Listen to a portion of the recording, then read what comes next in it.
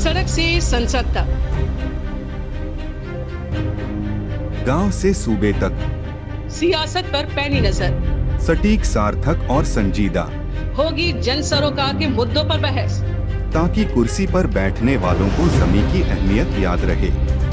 सच दिखाने का जज्बा, बिना बदले बिना डरे, धारदार अंदाज में। अब होगी आम सरोकार की बात, अब होगी अहम बात। मीडिया हाउस की खास पेशकश।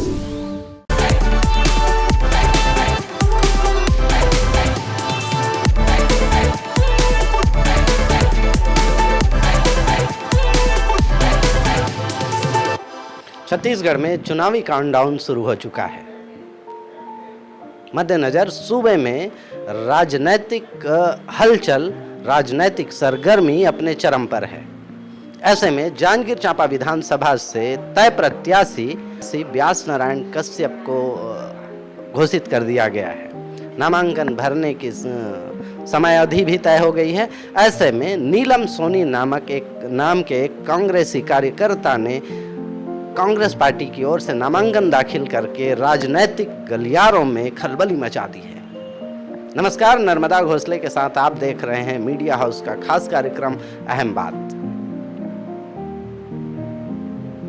आइए हम जानते हैं, विशेष चर्चा में बात करते हैं नीलम सोनी जी से।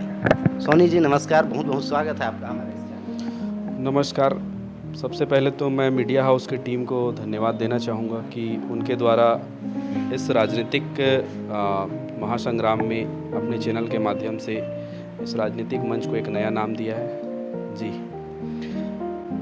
सोनी जी, आपने कांग्रेस पार्टी के बैनर पे उसके सिंबल से आपने नामांकन दाखिल किया है, जबकि जिले में व्यास कश्यप ऑलरेडी कैंडिडेट फाइनल किए जा चुके हैं। क्या सोचना है और आपका और पार्टी के आलाकमान पे क्या विश्वास करते हैं? जी, मैं आपको बता देना चाहता हूँ कि नामांकन की जो एक प्रक्रिया होती है, उसमें जब तक किसी भी प्रत्याशी को पार्टी की अधिकृत ए और बी फॉर्म अंतिम नामांकन तिथि तक नहीं भरा जाता, तब तक उसको प्रत्याशी घोषणा निर्वाचन आयोग की तरफ से नहीं की जाती। और मुझे पूर्ण विश्वास है कि अभी 30 अक्टूबर 2023 तक अंतिम नामांकन तिथि तक पार्टी से ए और बी फॉर्म मिलने की प्रत्याशा है। और राजनीतिक मंच में और राजनीतिक पार्टियों में एक आम बात है, और ये घटनाएं इतिहास में पहले भी हो चुकी हैं कि ऐसा हुआ है कि कोई प्रत्याशी घोषित होने के ठीक एन वक्त में भी बदल जाता है। ऐसी घटनाएं मैं नाम लेना नहीं चाहूँगा, उस घटना का जिक्र भी नहीं करना चाहूँगा, लेकिन आप इतिहास उठा के देख सकते हैं। तो उसी आशा के साथ मैंने भी चूँकि आवेदन किया था और मेरा भी आवेदन पीसीसी तक गया है, एआईसीसी तक पहुंचा है, ऐसा मेरा मानना है। तो मैं अभी तक 30 अक्टूबर तक आश्वान्वित हूं कि मुझे पार्टी से ए और बी फॉर्म मिलेगा। इसी आशा को देखते हुए मैंने कांग्रेस पार्टी से अपना नामांकन एक सेट कल दिनांक 27 अक्टूबर को दाखिल किया है। सोनी जी, जैसा कि मैंने शुरुआत में ही कहा था कि आपने नामांकन दाखिल करके पूरे विधानसभा में एक राजनीतिक गलियारों में आपकी चर्चा आम हो गई है, खलबली मचा दी है। इस सवाल के पीछे मेरा तर्क ये था कि विधानसभा क्षेत्र में कद्दावर नाम है, कुछ बड़े नाम है, मोतीलाल जैसे कई बार के एमएलए नाम है, इंजीनियर रवि पांडे का नाम है जो पीसीसी में सचिव हुआ करते थे। अगर आपको लगता है कैंडिडेट बदलने की बात अगर होती है कांग्रेस आलाकमान में, तो आप क्यों मोतीलाल या फिर रवि पांडे क्यों नहीं? दिनेश शर्मा जैसे बड़े नाम हैं यहाँ पे। देखिए, राजनीति पार्टी और राजनीति एक ऐसा मंच है जिसमें कोई बड़ा नाम नहीं होता या कोई अनुभवी नहीं होती। और कांग्रेस पार्टी तो खासकर एक ऐसी पार्टी है जो आज विगत 200 वर्षों से इस देश में काम कर रही है। और पार्टी का एक जो चुनावी प्रक्रिया होता है वो किसी अनुभव या बुजुर्ग को देख के या पद को देख के टिकट का घोषणा नहीं करती है।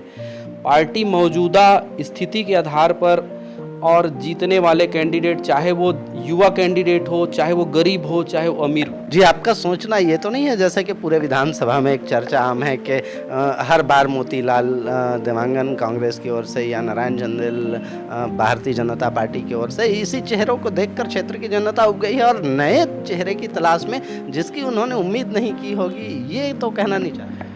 संभवतः ऐसा चौंकाने वाला भी फैसला होता है, क्योंकि कई बार ऐसे फैसले होते हैं और कई बार ऐसे प्रत्याशियों को पार्टी मैदान में उतारती है जिनका जनता को पता भी नहीं होता है और जनता के बीच वो चेहरा दिखता भी नहीं है। लेकिन पार्टी अपने अंदरूनी सर्वे के आधार पे उस चीज़ को करती है और ऐसे प्रत्याशी हमारे सामने बहुत बार आ भी चुके हैं। आप छत्तीसगढ़ में इतिहास उठा के देखेंगे या छत्तीसगढ़ की अभी पार्टी की आप चुनावी लिस्ट को देखेंगे तो आपको पता चल जाएगा, जिन नामों को आपने सुना नहीं है वो नाम आपको आज कैंडिडेट की लिस्ट में दिख जाएंगे। तो ऐसा नहीं है कि पुरानी परंपरा या कोई बड़ा नेता या छोटा नेता या प्रादेशिक स्तर का नेता ही कैंडिडेट बने। कोई अंदरूनी सर्वे या अंदरूनी तरीके में काम करने वाला भी पार्टी का कैंडिडेट हो सकता है, जिसको पार्टी पे विश्वास हो या उसके बायोडाटा के आधार पे, जैसा कि हमने अपना बायोडाटा दिया हुआ है, उस बायोडाटा के आधार पे अगर उनको कुछ लगेगा तो वो बिल्कुल मुझे प्रत्याशी के रूप में उतार सकती है, ऐसा मेरा मानना है। ऐसी चर्चा है हमारी टीम के रिसर्च के हिसाब से कि आप कई बार के विधायक रहे, तानाखार पाली के विधायक रहे, श्रीमान रामदयाल उइके जी के काफ़ी करीबी माने जाते थे। बीच में उनका कांग्रेस से मोह भंग हुआ था। इस स्थिति में आज वो भारतीय जनता पार्टी से हैं। आप दोनों के विचारधारा, अगर मैं कहूँ वो आपको मेरे हिसाब से अगर मैं कहूँ तो आप उनको राजनीतिक गुरु की ओर से तरह भी देखते हैं। तो आज वो भारतीय जनता पार्टी से और आप कांग्रेस से, दोनों में मतभेद हो सकता है पार्टी के कार्यकर्ताओं? नहीं, देखिए, ये तो ऐसा है कि चूंकि वो मेरे राजनीतिक गुरु हैं और रामदयाल उइके जी एक ऐसे शख्सियत हैं छत्तीसगढ़ की राजनीति में जिन्होंने राज्य गठन और सरकार बनाने की प्रक्रिया में महत्वपूर्ण भूमिका निभाई है। और आपका उनके साथ काम करने का काफ़ी लंबा अनुभव भी रहा, आपने संचालन भी। हाँ, मैंने उनका 2 पंचवर्षीय चुनाव संचालन किया और पूरे प्रदेश में सर्वाधिक मतों से जीतने वाले नेताओं में अजीत जोगी के बाद उनका नाम आता है।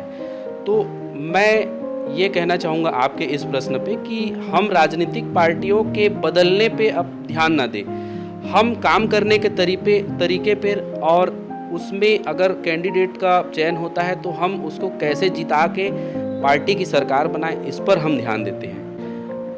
सोनी जी, हमारा जैसा कि हमारे इस कार्यक्रम का नाम है अहम बात, हम अहम बात पे अगर चर्चा करें, आप कांग्रेस से नामांकन आपने दाखिल किया है, मोतीलाल जी हैं और रवि पांडे जी थे, दिनेश शर्मा जैसे बड़े नाम भी हुआ करते थे। आपने फार्म भर दिया है, नामांकन दाखिल कर दिया है। इसके बाद आपकी आगामी रणनीति क्या होगी अगर पार्टी आप पे भरोसा जताती है, अगर व्यास कश्यप जी को खारिज करके, तो क्या आपको मोतीलाल, दिनेश शर्मा या फिर रवि पांडे जैसे पार्टी के बड़े नेताओं का समर्थन मिल पाएगा?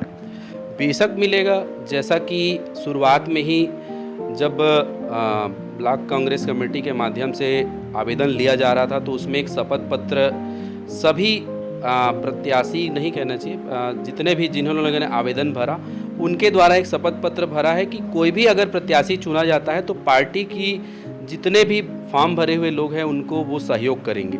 तो मुझे मानना है कि मोतीलाल जी से जैसे बड़े नाम, रवि पांडे जी का नाम आप जैसे ले रहे हैं, तो ये अगर कांग्रेस पार्टी में निष्ठा रखते हैं तो बेशक मेरा सहयोग करेंगे। बड़े नाम से मेरा कहने का तात्पर्य ये था कि वो काफ़ी लंबे समय से काम कर रहे हैं और वो टिकट के लाइन पे थे काफ़ी मजबूती के साथ।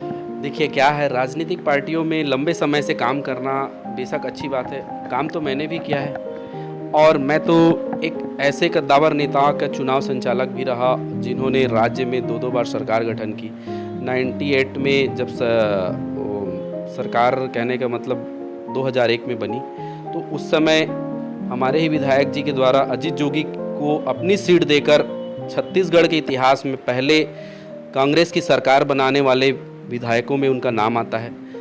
और ऐसे नेता का अगर मैं चुनाव संचालक रहा तो मुझे बखूबी पता है कि कांग्रेस पार्टी की रीति नीति और उसके जीतने का फार्मूला क्या है। तो अगर पार्टी मुझ पर विश्वास करती है और जांजगीर चांपा जैसे ओबीसी बाहुल्य में मुझे टिकट देती है, तो मेरा पूरा मानना है कि मैं राजनीतिक समीकरणों के साथ में जातिगत समीकरणों को साधते हुए यहाँ पार्टी को जीत जरूर दिला सकता हूँ। सोनी जी, जैसा आपने एक बात कही, आपने नामांकन दाखिल करके व्यास कश्यप जी के फाइनल होने के बाद भी आपने नामांकन दाखिल करके जैसा कि चौंका दिया है। आपने एक बात कही, जीतने का जो फंडा होता है, जीतने की जो रणनीति होती है, उससे आपका क्या तात्पर्य है? ये कुछ रणनीति? हाँ, ये अंदरूनी चीज़ें होती हैं। देखिए क्या होता है, दो प्रकार के नेता होते हैं। एक जनमंच में काम करने वाले, एक अंदरूनी रूप से फील्डिंग करके उस कैंडिडेट को जिताने वाले। आप किस कैटेगरी? मैं अंदरूनी रूप से पार्टी के कोर ग्रुप को जिताने की श्रेणी में आता हूँ। मुझे अच्छी तरह से पता है कि अगर कांग्रेस से मुझे टिकट देती है कि मुझे ओबीसी मतदाताओं को कैसे रिझाना है, मुस्लिम मतदाता कैसे रिझाना है, क्रिश्चियन के मतदाताओं को कैसे रिझाना है, तो ये सारी चीज़ें मैंने पूरे 10 सालों तक हमारे विधायक जी के लिए। सोनी जी, जैसे मैं देख पा रहा हूँ, आप इतने हाईली क्वालिफाइड होने के बाद राजनीतिक तजुर्बा आपका, और ऊपर से ये रहस्यमयी मुस्कान, कांग्रेस पार्टी के पे आला कमान पे आपको काफ़ी भरोसा है, और अपनी जीत को लेकर आप जनता के बीच क्या क्या उद्देश्यों को और एजेंडे को लेकर मार्केट में हो? देखिए, जीत पे भरोसा तो होना चाहिए, चूँकि मैं एक युवा हूँ और अभी हमारा भारत देश ऐसा कहता है कि राजनीति में अगर आपको या हमारे देश को आज जिस तरह से 21वीं सदी में आगे बढ़ना है, तो युवाओं को राजनीति में जल्दी आना चाहिए। लेकिन हमारे देश में अभी ये कल्चर थोड़ा सा बहुत पीछे है कि लोग ये सोचते हैं कि राजनीति रिटायरमेंट की बात की जाती है, 60-70 की उम्र की बात की जाती है। लेकिन अगर आप 60-70 की उम्र तक इंतज़ार करेंगे तो फिर जो 60-70 की उम्र तक देश को संभाल रहे हैं वो आपको मौका नहीं लाने देंगे। तो मैंने इसी उद्देश्य के साथ में अभी से राजनीति की शुरुआत की। अब देखते हैं भविष्य में क्या होता है। दूसरी बात आपने कही कि फार्मूला क्या रहेगा या जांजगीर चांपा के लिए क्या करने का उद्देश्य है। ये आपने कहा जीत का फार्मूला मुझे पता है, और वो आपने काफ़ी रहस्यमयी मुस्कान के साथ कहा। मैं वो जीतने का फार्मूला जो होता है, ये इस बारे में जान। देखिए क्या होता है, विभिन्न राजनीतिक पार्टियों का अलग अलग एजेंडा होता है। उनके साथ में जो परंपरागत वोट होते हैं, वो परंपरागत वोट बने रहने का सिस्टम जो है कांग्रेस का भी है और अन्य राजनीतिक पार्टियों का है। तो हमारे साथ जो हमारे परंपरागत मतदाता जुड़े हुए हैं, उनको साधने की रणनीति मुझे अंदरूनी तरीके से बहुत बखूबी मालूम है। मैं हाथ जोड़ने वाले नेताओं में से नहीं हूँ। मैं अंदरूनी तरीके से काम करके दिल से काम उनको संतुष्ट करने वाले नेताओं में। पार्टी का जो भी फैसला हो आगामी 3-4 दिनों में क्लियर हो जाएगा। इन 3-4 दिनों में, आगामी 3 से 4 दिनों में आपकी क्या क्या रणनीति होगी? आप नामांकन दाखिल करेंगे, हाईकमान से आपकी बात हो रही है, आप अपने टिकट को लेकर आश्वस्त हैं, इस बारे में थोड़ी सी चर्चा हो जाए। हाँ, अभी तो खैर 30 अक्टूबर तक नामांकन हमको फाइनल करना है। उसके बाद स्क्रूटनी वगैरह में जो भी फैसला आता है, हम 3 सेट और नामांकन दाखिल करेंगे और उसके साथ ही हम ए और बी फार्म की आशा करते हुए नामांकन दाखिल करेंगे। उसके बाद जो भी पार्टी के कोर संगठन का या और हमारे आला कमान का जो उद्देश्य है या जैसा भी उनका आदेश आता है, हम उसको पालन करेंगे। अगर आपको निराशा हाथ लगती है, ना हो ऐसा, हमारी शुभकामनाएं आपके साथ, लेकिन आपको निराशा कांग्रेस हाईकमान की ओर से आती है, तो क्या आप अपनी मंशा बदलेंगे? जैसा कि यहाँ सुगबुगाहट है, कुछ नाम है, मैं स्पष्ट नहीं करना चाहूँगा, कि जो पार्टी से नाराज होकर कुछ निर्दलीय और कुछ JCCJ में जाके चुनाव लड़ रहे हैं। काफ़ी बड़े नाम हैं, हालांकि मैं नाम क्लियर नहीं करता, हमारे दर्शकों को पता है। देखिए, आपने कई बार काफ़ी बड़े नाम और काफ़ी राजनीतिक तजुर्बे की जो बात कही है, राजनीति में कोई बड़ा नाम या कोई राजनीतिक तजुर्बा नहीं होता। तजुर्बा अगर पार्टी को लगता तो 70 साल से लोग काम कर रहे हैं उनको भी टिकट देते, लेकिन पार्टी का एक अपना मोटो होता है समय के साथ बदलने का, परिवर्तन के साथ काम करने का। तभी वो कभी 35 साल के युवा लड़के को या हमारे पूर्व की कवासी लखमा जी, भूपेश बघेल जी युवा नहीं रहे अभी। नहीं, बेशक युवा हैं। युवा कहने का मतलब है आपके मन में ऊर्जा होनी चाहिए और काम करने का ललक होना चाहिए। उम्र से और तजुर्बे से युवा का अंदाज़ा नहीं लगाया जा सकता। तो मैं इस मायने में मानता हूं कि अगर कसडोल की जो पूर्व विधायक रही शकुंतला साहू, वो एकदम युवा प्रत्याशी रही, खोज के निकाल के उनको टिकट दिया गया और वहाँ पे जीत मिली। तो इन सब चीज़ों से पार्टी के सीनियरिटी और बड़े नेता कहने का कोई पर्याय नहीं होता। राजनीति में ऐसा कोई शब्द नहीं होता है। काम करने सोनी जी, आखिरी सवाल मेरा यही जानना है कि आगामी 3-4 दिनों में अगर फैसला आपके विपरीत जाता है तो आपकी रणनीति क्या होगी? आपका चुनाव लड़ने का जो इरादा है, हालांकि हमने सर्वे में पाया कि आपका काफ़ी लोकप्रियता है चांपा और जांजगीर हमारे विधानसभा क्षेत्रों में, क्योंकि आप युवा चेहरे भी हैं, लगातार सामाजिक कार्यों में लगे रहें, आपकी सहभागिता रही है। तो अगर पार्टी की ओर से निराशा हाथ लगती है तो आपकी प्लानिंग फिर आगामी क्या होगी? जैसा कि मैंने आपको कहा, मेरे लिए अभी राजनीति का एक उच्चतम शिखर है और इस पायदान पे मैं निराशा हाथ लगने पे कोई भी गलत कदम नहीं उठाऊंगा। मैं बिल्कुल पार्टी के गलत कदम से आपका क्या तात्पर्य? गलत कदम कहने का मतलब आप जो कहना पार्टी से बगावत नहीं करेंगे? हाँ, पार्टी से बगावत नहीं करूंगा। अभी मेरे पास युवा होने के नाते समय है। मैं अभी रिटायरमेंट हुआ नहीं हूँ, न मैं अभी 60 साल का हुआ हूँ। मेरे लिए समय है और मुझे पूरी आशा है कि आज नहीं तो कल मुझे मेरे इन सभी कार्यों की परिणाम पार्टी अच्छे तरीक़ों से देगी।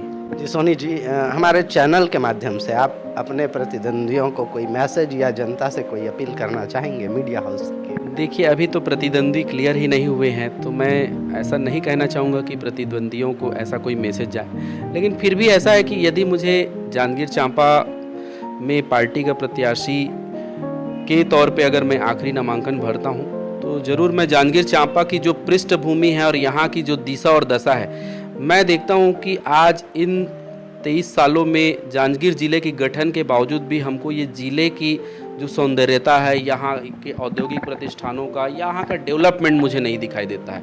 मैं 20 साल पहले सरकार आपकी पार्टी की रही है? नहीं, सरकार तो पार्टी की 5 साल ही रही, मैं 25 सालों की बात कर रहा हूँ जांजगीर ज़िले के गठन की। तो इन 15 सालों में और भी अन्य सरकारें रहीं, मैं नाम नहीं लूँगा।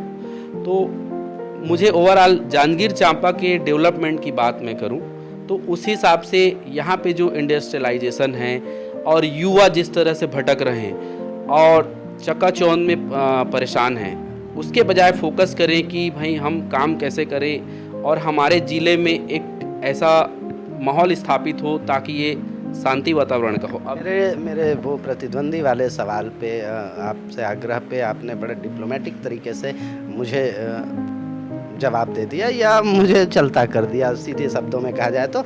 अंत में जनता से, क्षेत्र की जनता से कोई अपील करना चाहेंगे मीडिया हाउस के माध्यम से? जनता से यही अपील है कि हमारा भारत देश आज ऐसे कगार पे खड़ा है कि हमको युवाओं को सपोर्ट करना चाहिए। युवा कहने का मतलब ऐसा है जो जोश से भरे हों, काम करने की इच्छा रखते हों और जिनमें काम करने का ललक और जनता के प्रति एक विश्वास हो।